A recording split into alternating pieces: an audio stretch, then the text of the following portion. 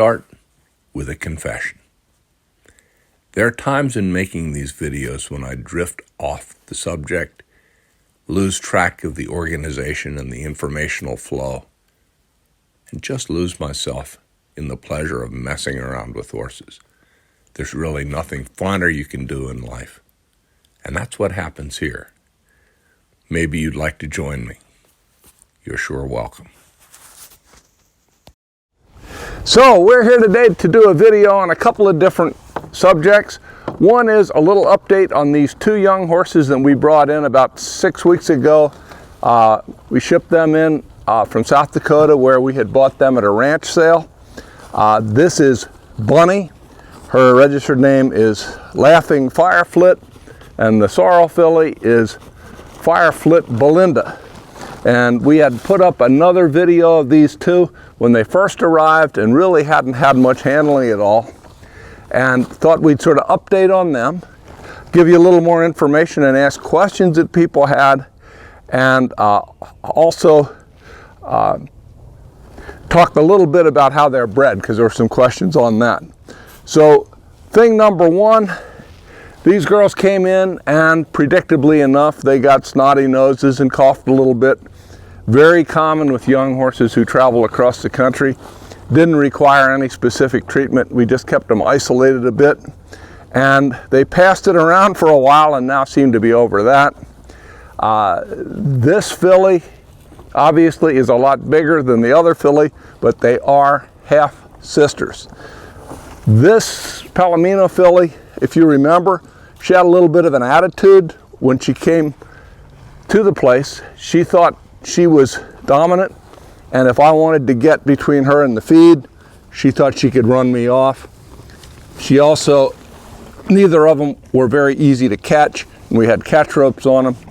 Catch ropes are off, and you can see she doesn't mind at all if I mess with her while she's eating. This little girl's about the same way. So we're trying to get these kids kind of more civilized, and a lot of that is done by doing the stuff that you do day to day and including them in. So they've been out here in the round pen. They've also now been turned out and mostly live out in the big pasture. I'm to where I can catch them out there anytime I want. Next step will be to take these halters, which we have set up as breakaways, off them so they don't have to wear them at all.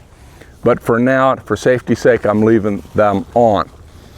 So what I'm doing now is what I call low quality time. It's actually low quality but high value. You just do what you need to do, and I'm not really focusing on the horses. I'm just inviting them to participate. And as a little bit of a added stimulant, I've stuck a tarp in there. Because I figure, why not have something a little different that makes a little bit of noise, maybe that they can learn to get used to. There's a little bit of hay that I picked up that was out of here, and you can see these girls are nothing if not eager eaters.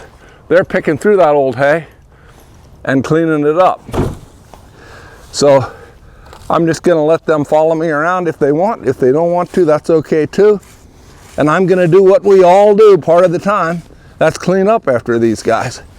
But they're going to be part of the process. Meanwhile, I'm pitching things around that tarp and so on. As to questions. First question I had from a number of people is, how are these babies bred? Well, they are both by the same sire. His name is Firefox Jet. He's a quarter horse by Frenchman's Firefox, who was himself by the great racehorse Special Effort. And Special Effort was the only quarter horse ever to win what is considered the quarter horse Triple Crown, the All-American Futurity, the Rainbow Futurity, and the Kansas Futurity, all for 2-year-old racehorses. I think he was beaten one time in his career. He ran a real high speed index. So both of these are basically race bred but they come from a ranch background. What these folks have done is to cross some of that running blood in on the ranch horse side. The Palomino filly's mother is a Laughing Boy bred mare. That's real popular blood out through the central north. They're running horses, but they've also made real good rodeo horses, particularly barrel horses. The little filly, Belinda, is out of a granddaughter of Colonel Freckles, who of course was a leading sire of performance horses, cutting horses, rein cow horses, reiners. So she's bred to be more of a performance horse on that side. The Palomino filly is bred almost straight race blood. She is out of a daughter also.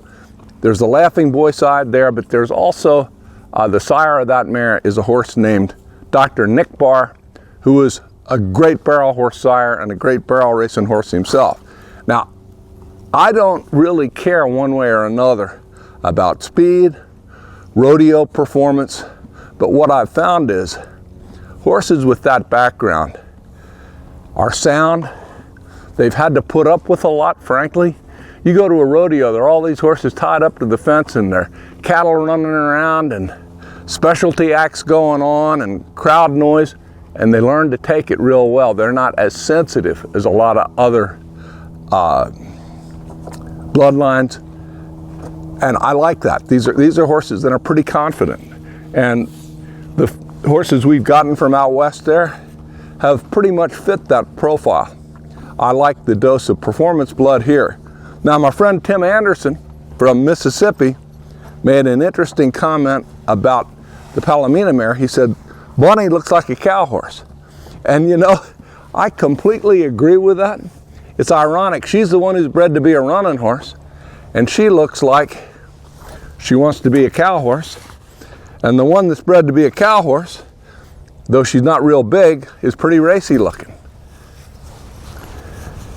So I'm just fooling around.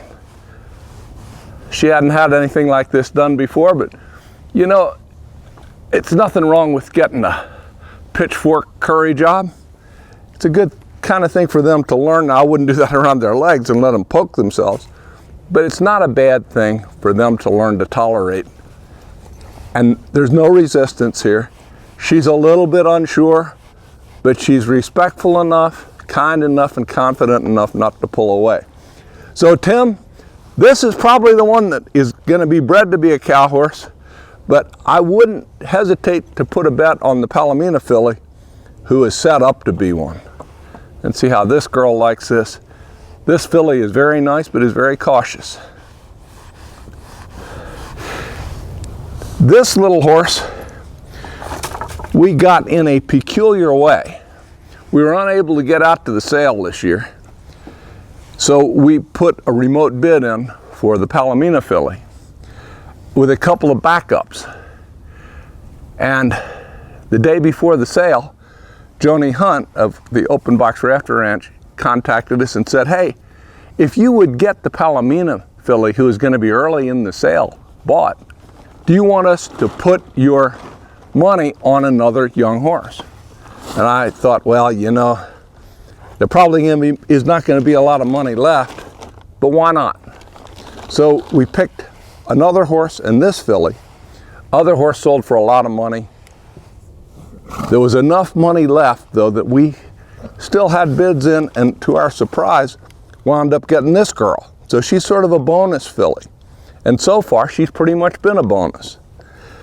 I will say, when we went to take her off the trailer, the big van that came in, I looked at her, and she's this tiny little sort of drawn up thing, and I thought, holy shit, we bought Bambi. But you know what? She came off that trailer like a ballerina. She's a lovely mover, she's graceful, she's athletic, and she's gonna grow up to be somebody's best friend. Who knows, maybe mine. So that's a question on these guys that people had, was how are they bred, and thought I'd tell you how we came to own this little filly kind of by accident. I wasn't sure till after the sale was over that we had been successful, because there wasn't a whole lot of money left to spend on her. which is never a bad thing, but I didn't think we would get her bought. So what I'm doing now is I threw this tarp in the wheelbarrow to bring it out and thought, well, why not just see what they do if I leave it in there? So they've had a chance to look at it. And I'm just curious, and this is just wasting time with horses, which is what I like to do most, to see what they think about it. Are they scared of it? Are they interested in it? Are they going to ignore it? What are they likely to do? Now, it's got to compete with a bit of hay there, which is probably no contest. But I'm just wondering how they might feel about this.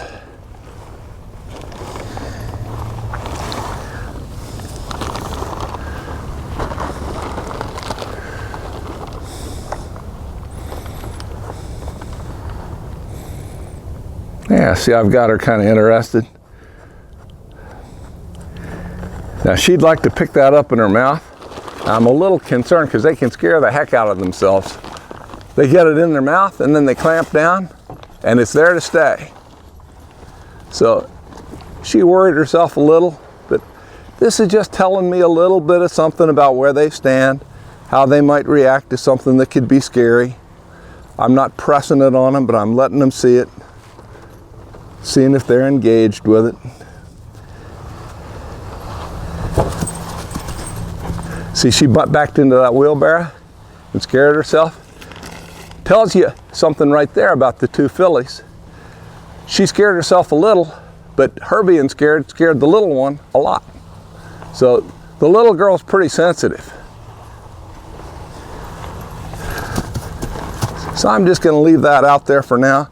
Get this wheelbarrow out. There's another couple of questions that people wanted to know answers to.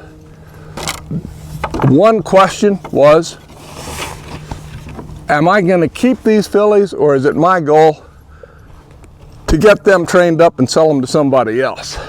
Well, I will tell you that I never buy a horse for the purpose of selling them. So anything that I own because I think they have the potential to be long-term keepers.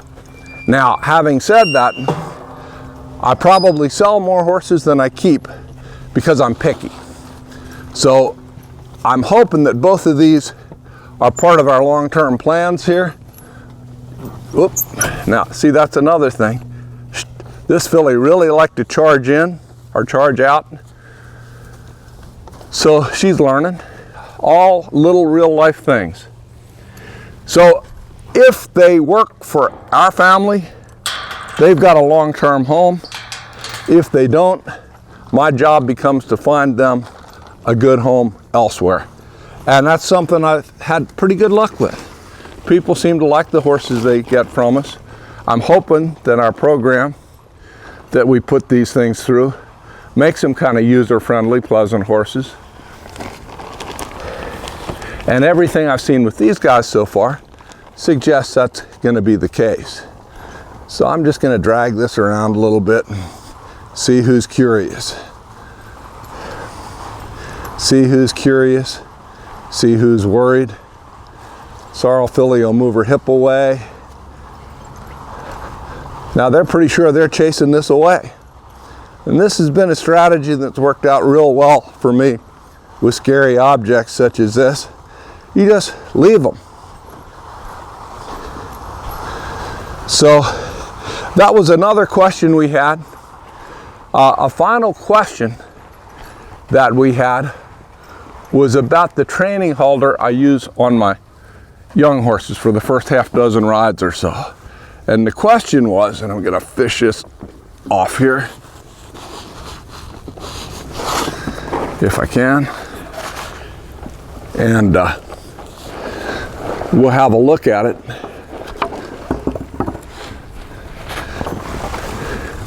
The question was, where do I get something like that? It looks nice and soft, and would it be suitable to go trail riding in? And here's the truth about these. I like them. This particular one is by far the best I've had, and it's made by a gentleman named Dennis Moreland in Texas who's been making really good using tack for decades. His things are very expensive. This little piece right here cost all but $300. What I've found is everything I've bought from him, I've liked, I've used, and I've gotten the benefit of a lot of use. There are other ones out there, but I've tried some of them and really wish I'd just made this investment sooner. So we will put a tag up in the comments to Dennis Moreland. This is his, they call it a loping halter. This is a nylon rope loping halter. It has a braided soft leather noseband, and you can see it doesn't have a lot of gristle to it. It's not got a lot of authority. You're not going to punish a horse into compliance, but it's very agreeable. If your horse is equally as agreeable, it'd be just fine to go trail riding in. A lot of the cutters use these just to lope their horses around, give them a break from carrying a bridle. Somebody pulls on them by accident, it's not going to do any harm. So that's the Dennis Moreland loping halter that I really like for starting colts.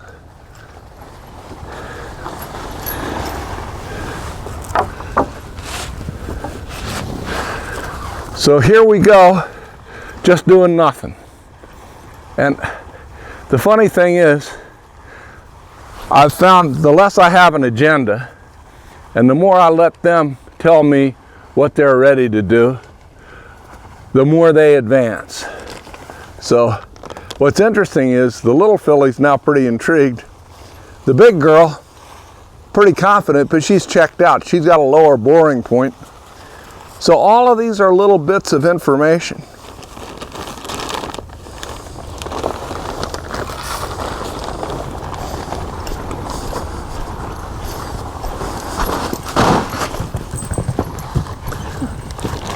So that's how close you are to disaster all the time. The more responsible way to do this would be with a halter rope on these things. And the way the red filly kicked out, I was about one step away from getting drilled. But I wouldn't recommend putting yourself in the position I did where I stepped around behind them. I thought I was a little safer than I was. Wouldn't be the first mistake I made. And thankfully, it doesn't need to be the last. Girls. So what am I going to do? The same damn thing over again, just a little further away. Now, are you saying, well, they had a terrible experience and they're traumatized? Nah. Nah. They just learned they can get away if they got to get away, and that they don't really need to. But again, you can see that under the surface, the little red filly is a lot more cautious, a lot more reactive, a lot less sure. Doesn't mean she's less smart, doesn't mean she won't learn really well, but she doesn't have the naturally confident temperament that the Palomino filly has. So that's just a day in the life, more or less. Just doing odds and ends with these girls when I don't have anything better to do. And how much better things are there to do than messing around with these horses? So till next time, I'll see you the next time I'm messing around with these horses. Take care.